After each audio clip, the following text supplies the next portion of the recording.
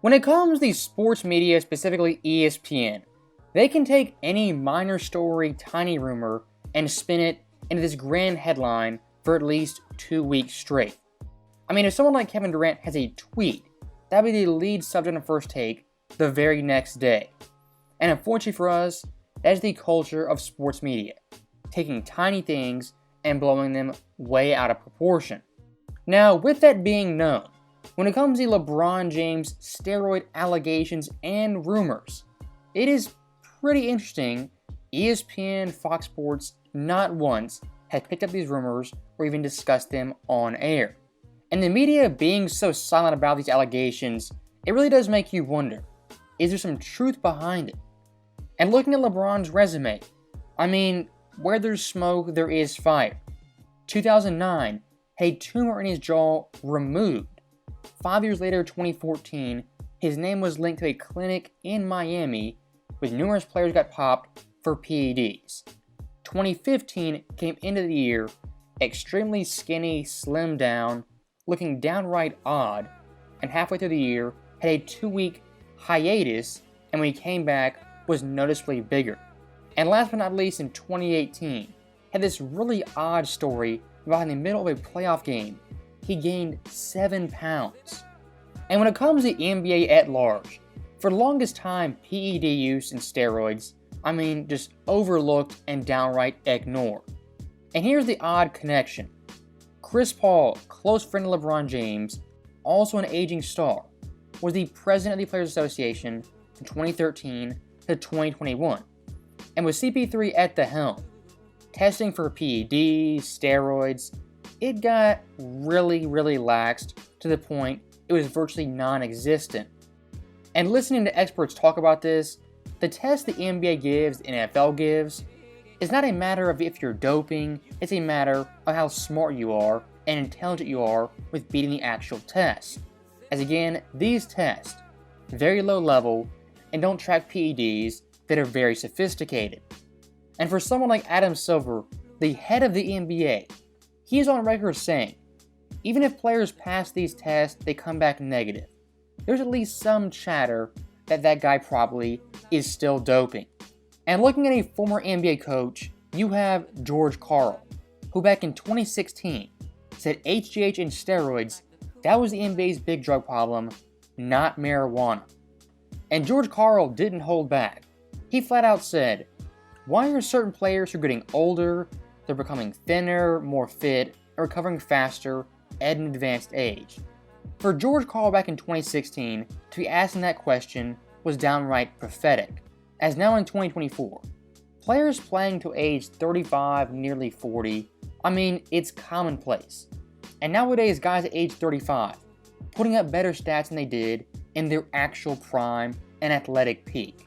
And going further back than 2016 with George Karl, you have Derrick Rose in 2011 giving a damning interview to ESPN.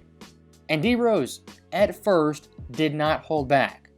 As when asked the question, on a scale of 1 to 10, how pervasive is steroid use, Derrick Rose said a 7. Now look, Rose months later, nearly a year later, recanted those statements and denied ever making them to the ESPN reporter, which is kind of odd. Long story short, when it comes to the NBA, the PED connection is definitely there. And where there's smoke, there's definitely fire. And when it comes to LeBron James and his allegations specifically, called out by Chael Sonnen and even Kevin Garnett. Now despite those allegations, those callouts, again, ESPN didn't touch it with a 10-foot pole. And you gotta start thinking, what's the bigger story? The scandal or the cover-up? And looking at ESPN, what's more likely? Are they just so aloof, so unaware, just out of the loop, they don't know these rumors and know they exist? Of course not. What I find infinitely more likely, a memo went down from the higher-ups that you can't touch this subject or even address it. And if you want to go one step further, looking at ESPN's recent talent who they've hired, a lot of these guys, big-time LeBron James fans and Klutch Sports advocates. Of course, at the top, Shannon Sharpe, then Kendrick Perkins, Brian Windhorst, Richard Jefferson, Tristan Thompson, and J.J. Redick. What you have right there is LeBron James' Klutch Dream Team. And if you ever wonder why the LeBalco allegations aren't addressed, look at these figures and ESPN in general. Klutch Sports at this point is intertwined with the network, and they're one and the same. And looking at someone like Redick, who for the longest time, the biggest advocate against the 90s, the 80s, and Michael Jordan in general. MJ, I know the accomplishments are great, but like MJ had to take 2 years off. So like the discredit LeBron gets for making 8 straight finals, I think is kind of insane. I mean, just last week I saw a clip of Redick and Jamal Mashburn having an interview, and Mashburn going on and on about Jordan and how great he was. And Redick's face the entire time, just stone-faced sitting there, no reaction, no input, just kind of blank. And watching that, it was really, really odd. And now that Redick and LeBron James have teamed up for a duo podcast, I mean, it makes so much sense in hindsight. As looking at some of Redick's interviews, this guy, to the end of time, would defend LeBron James against Michael Jordan. And when it comes to LeBron James, his shortcomings, you know Redick will excuse it, toss it aside, and flat out ignore them. He dragged that team to the finals. That Pistons team that they beat that starting were lineup. so good. Yeah, look at the starting lineup he was playing with in Cleveland. They were so good. Yeah. So then you have 11. Then you have 11. Magic, what do you expect from LeBron tonight? I want to see him, Stewart, have some fun. Get into his defense, because the key is, can he stop Jason Terry? The answer is no. You gotta give Klutch Sports credit, because at this point, they've infiltrated ESPN and built their own dream team inside the network.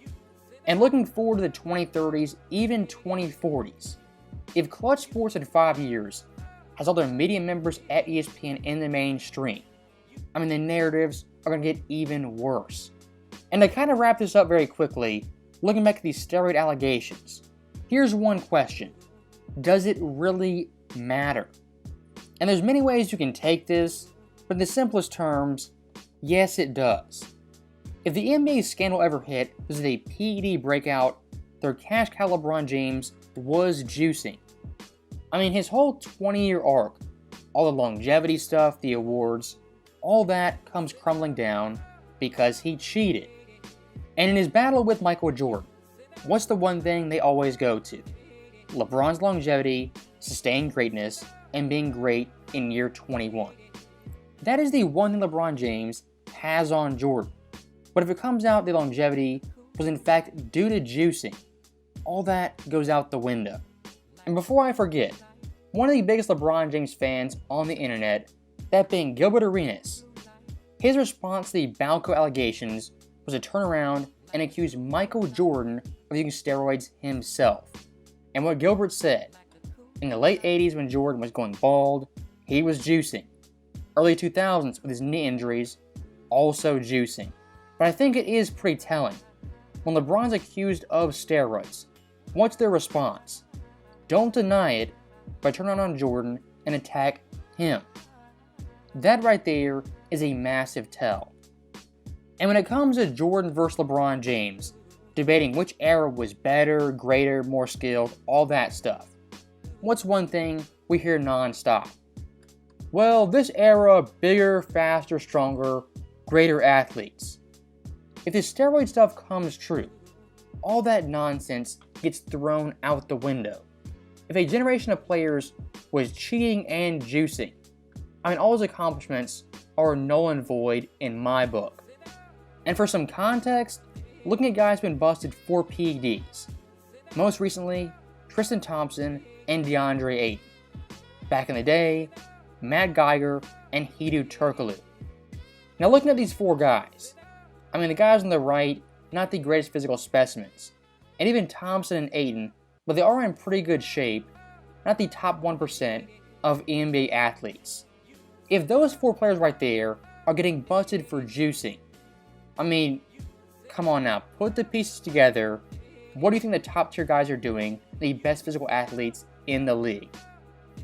So that right there is the end of the video. And when it comes to LeBalco James, look, again, it does matter. But the bigger issue at hand is Klutch Sports and their media takeover. from guys like Kendrick Perkins, Shannon Sharp, JJ Redick, Tristan Thompson. The list goes on and on and on. When it comes to media, they cannot be trusted. So, as always, thank you guys for watching. Hope you enjoyed it. I'll see you next time.